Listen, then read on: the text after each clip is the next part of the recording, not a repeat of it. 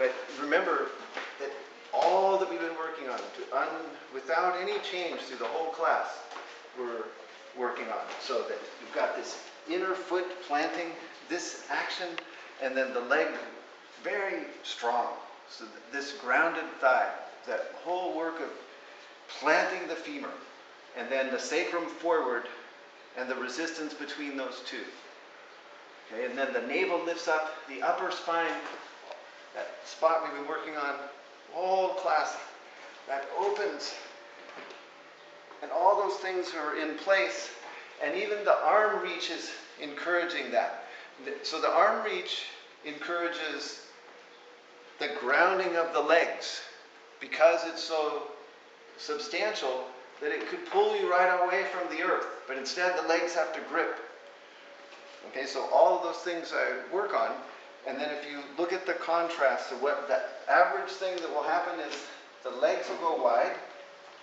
Make your legs wide, bend it, so don't have any action there. And then that is how the person will want to go back. Okay, so I do not just simply drop them back from that. Even though when you go this way, for a moment, the earth is closer. Right? So that's less scary. It seems like, okay, I just go over there. But that isn't what you want to do.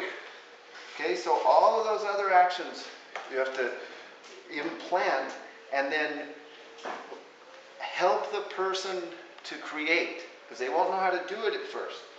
So I have them reach up and then start to reach over, and I'm right in close. So I'll press that exact spot and slowly touch down onto those. And then head back and come up the same way. Okay?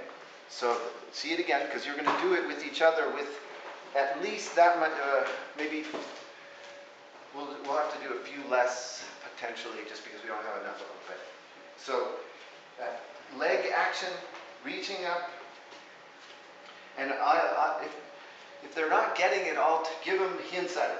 I'll push here and say, plant the leg. I'll have them lift up the navel, help them open up the upper chest, reach up, then over you go.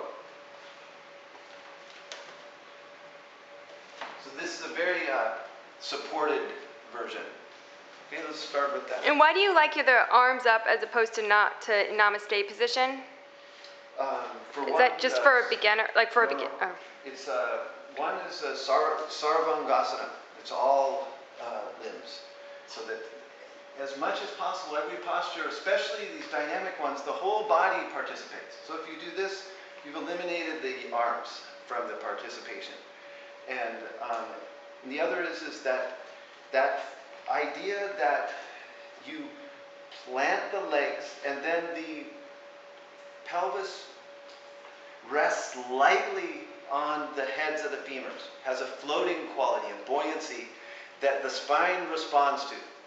Like a mula bandha action, a redirection of upward energy happens through the whole spine that this shows vividly. This is an extension of that whole feeling of lightness through the pelvis and reach through the spine. And that is why I like that. Some people, they feel it gets their back.